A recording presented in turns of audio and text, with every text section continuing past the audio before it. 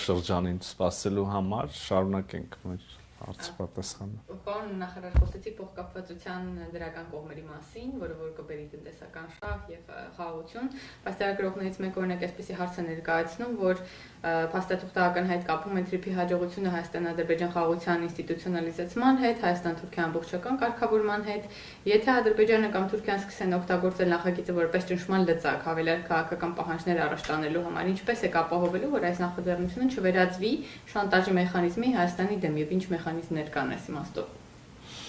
Անկեղծ ասած, լավ չեմ պատկերացնում ինչի պետք է TRIP-ի իրականացումը շանտաժ որպես օգտագործվի Հայաստանի դեմ խաղաղության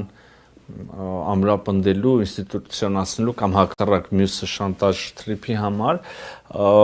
կարծում եմ, որ եթե այդպես լծակների հարթությունում հարցը դիտարկենք, մեկ ուրիշը կարող է ասել, որ ճիշտ հակառակը Հայաստանն ավելի լծակներ ձեռք բերում, բայց այդպես չի հիմա քննարկվում հարցը իրականում։ Ես ուզում եմ ասել, որ փոխկապակցվածություն իհարկե կա եւ տեքստում էլ ես ընթերցեցի, որ TRIP-ի իրականացման հաջողության գրավական է դիտարկվում, նախադրյալ է դիտարկվում եւ Ադրբեջանի հետ խաղաղության ինստիտուցիոնալիզացումը եւ Թուրքիայի հետ ամբողջական կարգավորումը եւ մեծ հաշվով այս խաղաղության ինստիտուցիոնալացումը եւ TRIP-ի իրագործումը մեկը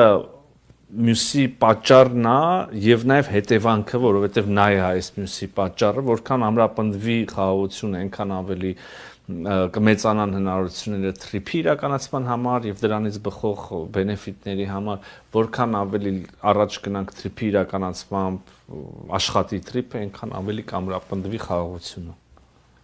Շատ լավ, մի քանի հարց, 3 հարց, որոնք առնչվում են իրականացմանը, արդյոք կա ժամկետ TRIP նախագծի իրականացման, արդյոք արդեն իսկ նշմարվում են այն ընկերությունները կամ երկրները, որոնք հետաքրքրված կլինեն ներդրումների միջոցով մասնակցել եւ լրագրողները տեղեկություն ունեն, որ ամերիկյան սարքավորումներ արդեն իսկ Հայաստանում են, արդյոք նման զարգացում կա թե ոչ։ Դե օգոստոսի 8-ին ենք ըստ էության մեկնարկի մասին հայտարարել, ընդամենը 5-6 ամիս է անցել եւ այս ծավալուն փաստաթղթի վրա ենք աշխատել, կարողացել ենք համաձայնեցնել, արխիվում առաջիկա ամիսներին նաեւ երևի այս փաստաթղթերը անհրաժեշտ կամբողջանան, հուսով եմ, որ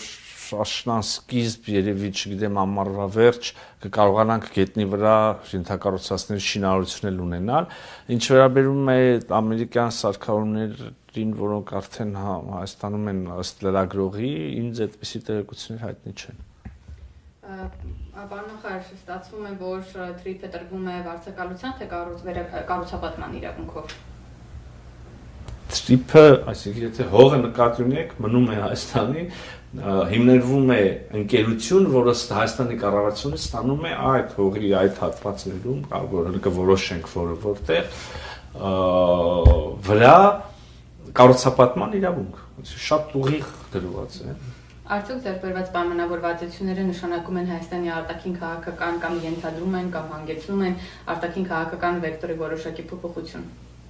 Մենք վաղուց ի վեր հայտարարել ենք Հայաստանի Հանրապետությունը վարում է հավասարակշռված եւ հավասարակշռման արտաքին քաղաքականություն, ոչ մի բան այստեղ չենք կարող եւ չենք ուզում փոխել,